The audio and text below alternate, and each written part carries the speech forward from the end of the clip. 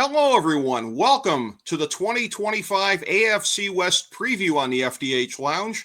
You have with you here today FDH Lounge dignitaries Rick Morris and Chris Galloway, original FDH Lounge dignitaries at that. And for anyone that is checking out the segment via video, feast your eyes here. This is a little bit of a hint as to a stealth playoff team that I am picking for this year. I'm going to give everybody a chance to bask in the whole visual clues here. Chris actually took himself off screen for a second just to give me a further chance to kind of display that. So, Chris, I know that you must feel like your eyes are deceiving you, but your thoughts before we get started on seeing the visual cue here.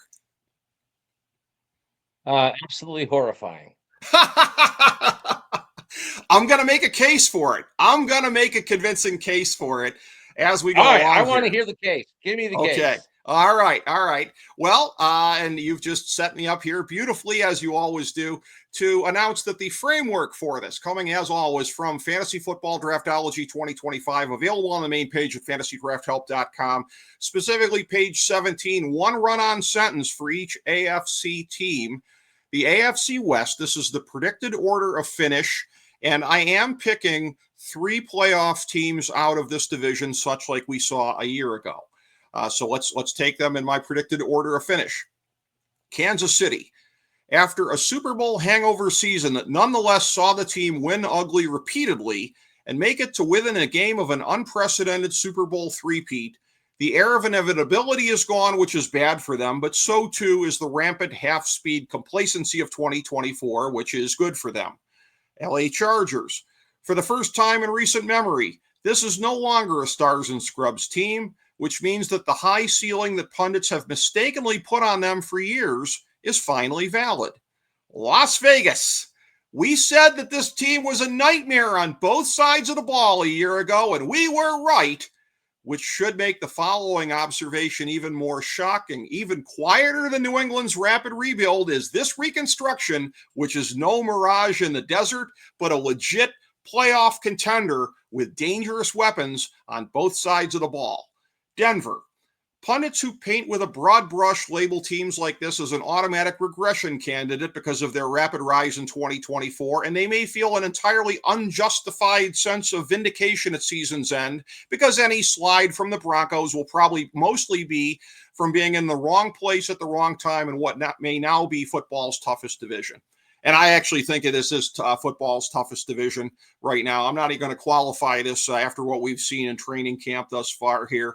But Chris, there's my case for who I think is going to be the third team making it to the playoffs here from this division. And like I said, I buried them a year ago, and I think you thought I was a little too harsh a year ago, and I was right. So again, it's a massive jump that I'm forecasting, but they had a massive offseason. And I'm not saying that Geno Smith is necessarily the end-all, be-all, but we've seen him be in there to steward a team that's good enough around him. We've seen it previously. You've got a guy who's on a short list for the best running back in football, probably already as a rookie, is Ashton Genty. Brock Bowers, hands down, already the best tight end in football. Weapons on both sides of the ball. Vegas is for real. You heard it here first, baby. It's a bold prediction. We'll see if it pays off, Cotton. Yeah, let's see. You used to get to pay extra for that. Well, like you, until somebody knocks off Andy Reid and the Chiefs, you got to pencil them in first place. I don't think that the Broncos are some sort of a mirage, though. No. Wrong place, wrong time to me, though. Yeah, I think they showed last year that they are the second best team in that division. In this offseason, I really wanted to say, hey, the Chargers are going to make that Harbaugh jump. But, losing Slater at left tackle. That's going to hurt. They didn't improve enough at wide receiver. How did they get better on defense? Like, am I missing something? Well, I'm looking at their remaining holes, and by the way, I would now attach offensive tackle to this, but really tight end and cornerback were the only concerns I had coming into training camp here. Now, again, it may be a matter of whether it's somebody that's just good enough not to be considered a hole in my estimation. But I mean, I'm used to looking at this team and seeing 6, 7 spots here and just seeing like a glorified version of the Miami Dolphins, and I'm not seeing that anymore. I think they're a little better on the roster. I just didn't see the big jump, right? Like I don't know. Maybe it's me. I just didn't feel like that there was a big jump in terms of roster quality for this team. You know, they're going to rely on Becton. Are they pushing him back outside? Can he stay healthy? Yeah. I think their offensive line could just unravel them this year. Um, yes, I don't like their secondary. Tight end is a question mark. The line now, to me, depth is really problematic. I I think the Chargers. I agree with you that I think that the Raiders are going to be much better. We both buried them last year. We were right. Um, they're way better now, at least on paper, and they have a damn good coach, right? Mm-hmm. Who should help the culture. They have a quarterback who's steady but not spectacular. Right. But I see the Raiders winning some games, being dangerous. They'll win one of those games against Kansas City. You know, Yes. they'll win one against the Broncos, right? But I still see them as sort of a 7-8 win team. I don't I don't see them yet as ready to break through the way you do. The Chargers feel to me like they're probably like a 9-win team because of Harbaugh and the coaching, and they'll be tough. But I am worried about that secondary, and I am worried about that offensive line and not having enough talent on the outside. I think Denver's got a lot more talent on that roster than you're giving them credit for. And the Chiefs was probably Travis Kelsey's last year. The Chiefs are going to be the Chiefs, and they'll somehow figure it out. Although I do wonder if they can win as many games as they did last year by the skin of their teeth. That may catch up with them, and the record is not as stellar. But until somebody beats them, they're the class of that division. So I agree with you. I think it's. I mean, them and the A and them the NFC North and the NFC West are the toughest three divisions in football. Um, but I wonder how much cannibalism is in there on their records. Kind of the same way you gave the Texans a big boost. The I opposite. wonder if Yeah. these four teams kind of cannibalize each other a lot way the AFC Central had done for years. And even though they're better teams, the records don't reflect that. Yeah, and that's where I don't think Kansas City is going to get the #1 seed this year. As far as what I think about Denver's roster, I will say this: the only needs that I have for them, so I'm pretty complimentary: tight end, inside linebacker, defensive tackle. So I don't have them as having a lot of needs at this point in time. It is one of those things where, am I yet a believer? I think that it's still a bit of an open question. I'm not quite as sold yet automatically. I mean, I obviously have a better sense of what's going on there, but what do you think there? I'm not a what was the old Nixon's Nix is not my man. Yeah, I don't I'm not there. I'm like you. I need to see it again right. before, and then I wonder how much of it is his coach. Um, but again, that doesn't matter, right? If he's getting it done because of the coaching, well then good on the Broncos for getting the coaching right. Yeah. Well, that's Um, true. I question, I question the coaching. Yeah. I thought that, I wasn't convinced that he was going to turn that team around. And the first, 6 weeks or so last year, it certainly looked like I was going to be right. Right. They did not look very good coming out of the gate. No. But they got stronger as the year went on, and so that's a tip of the cap to the coaching. But I'm like you. I don't. I need to see another season out of Bo Nix before I believe that. He is not yet a top 10 quarterback or anything like that. So, we need to see it this year. Does he continue to improve, or does he backslide? Yeah, and I have to give a little bit of a mea culpa also for something I had said on the show last year as far as Sean Payton and the start that he'd gotten off to in Denver. When I said that he had been eclipsed as the star in his family by his smoke show daughter Megan on FanDuel TV a year ago, I was premature in that.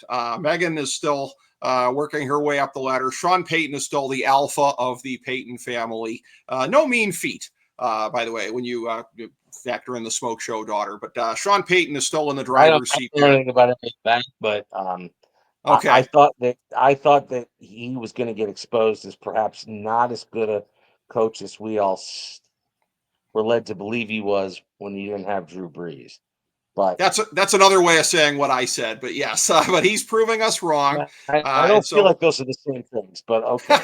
Uh, um, but again, they started off, they didn't look great, but they got better as the year went on. And at the end, they were a team nobody wanted to play.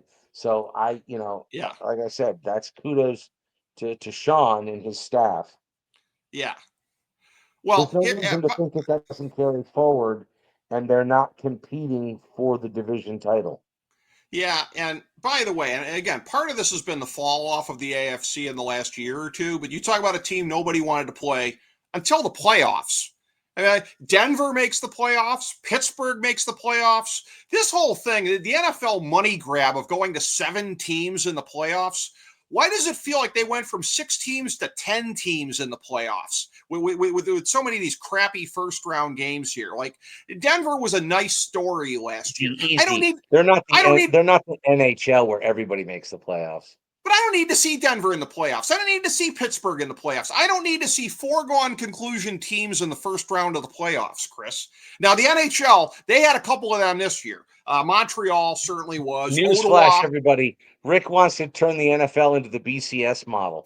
Give it the top 4 teams. That's all I want. 4 Yeah, teams. a +1. Yeah, can we do a +1? That's my college football take. But another take that I have for this division, I will reference back once again to Fantasy Football Draftology 2025. Top 10 NFL players on the spot this year.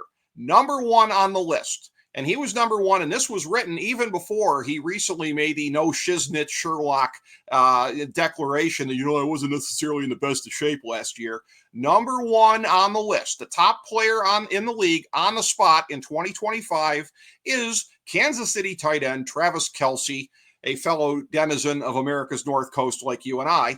Here's what I had to say about that. The effects of aging cannot be reversed. The effects of partying and conditioning can be reversed. If Mr. Swift's slowdown over the past 2 seasons is attributable to the latter factor and it is addressed, then the Chiefs may well be the favorites for a 4th consecutive AFC championship if they have back even 90% of arguably the greatest tight end of all time. Without that dynamic, then even this Patrick Mahomes-led offense may just be very good, but not great. I don't think we can overstate how much is on the line here. The way that this guy has slid the last 2 years, and the trickle down effects on the Kansas City offense here, and the way that they look outright human at times for much of last year. I mean, if Travis Kelce is to be believed, and he's out there, in the shape that he used to be in, like I said, you can't fight Father Time. But it's a thing where, again, you can be a guy at that age in very good shape. And again, I think he's the most instrumental player in the league this year as far as determining the ceiling of his team. The analysis. I mean, the slide is real. Haven't we just seen an off season of him with his girlfriend everywhere? I mean, Yeah. How's it any different are than the we? last couple, right? Yeah. Yeah, I mean, I kind of don't know that we're gonna see some new refreshed, recommitted Travis Kelce. Again, I'm Right. saying I think this is his last year. Mm-hmm. I think the diminishing physical abilities continues, Mm-hmm. and that could be the biggest threat to the Chiefs getting replaced at the top of the division. So in that standpoint, you're right. Because he was not good last year. He He really was not wasn't. Travis. He was not Travis Kelsey. Right.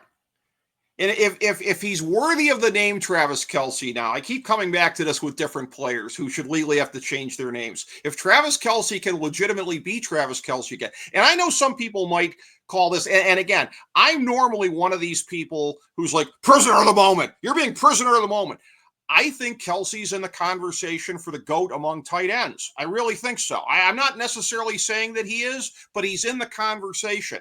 And like I said, if he gets back to even 90% of what that was, whatever, because what was he last year? Like 70%, if that? So again, I don't know. Unless he's been doing stealth workouts on the road whilst, globetrotting with his girlfriend. Yeah, like you said, there's nothing to suggest publicly that he's going to be a different guy physically this year. We'll have to wait and see how that plays out. But again, it's all about a matter of ceiling.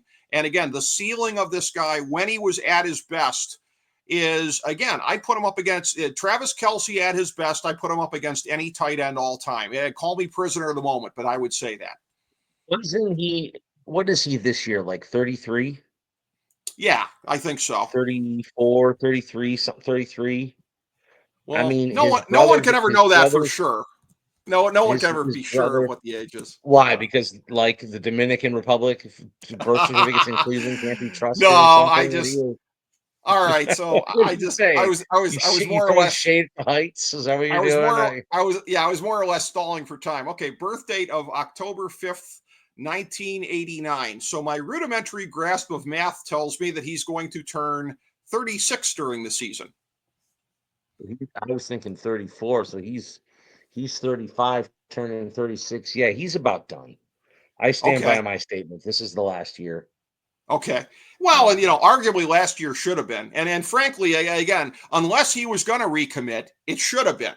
The only reason to come back is if you didn't like the taste in your mouth from what you've shown not just last year, but the year before also too. He hasn't really been the Travis Super Kelsey Bowl for the two way they years. did, and he looked downright, you know, average at best. Yeah. And he had one more, doesn't he? I think he's only got 1 year on his contract. This is the last year on his contract. Right. So I'm sure he's looking at it like this is his last chance to, make some dollars Yeah. on that. He is competing with a billionaire girlfriend, so he's Hmm. got to make some money. Yeah. Um, so that's my guess is why he's back, right? He didn't like how Yeah. it ended. He's got Yeah. another year on the contract, so he knows he's got that payday, Yeah. and he's just not mentally ready yet. But I'll Yeah. tell you what, if they get upset and somebody passes them in the division, he'll bow out. Yeah, and when you think about the last significant player in the NFL that had a billionaire significant other, good old number 12 there. The best life advice I can give you, Travis, is if she goes to hire an MMA instructor, put your foot down. Do not allow that to happen. That will not end well for you. So, but again, Worry about Tay Tay taking jiu-jitsu or whatever it's called. yeah, exactly. Exactly. Yeah, I think Giselle spent a little bit more time down on the mat than I think Tom was hoping was going to be the case. But, we'll have to see how that plays out among other things in Kansas City here. And again, as we go into in our next segment, our playoff preview, our early playoff preview for 2025-2026. A little bit of a spoiler here in terms of what I said about Kansas City. I don't think they're getting the number one seed. And I think in a conference where there's a dearth of teams that are plausible for getting it done in the postseason, Buffalo and Baltimore, I'm looking at you, then it could open things up a little bit here. It could get very interesting. Chris, do you kind of agree that Kansas City might have a very, very brutal time getting the number one seed again in this division? Do. Yeah, I Okay. do. I don't see them. What do they have? 14 wins last year? Yeah. Do I have that if my memory's right? I don't see them doing 14 wins again. and they sleptwalked to 14 wins. I've never seen anything like that. I mean, Yeah, no, it was wild, right? I mean, yeah, I don't know how that happened. no, Uh, no, I don't see that occurring again.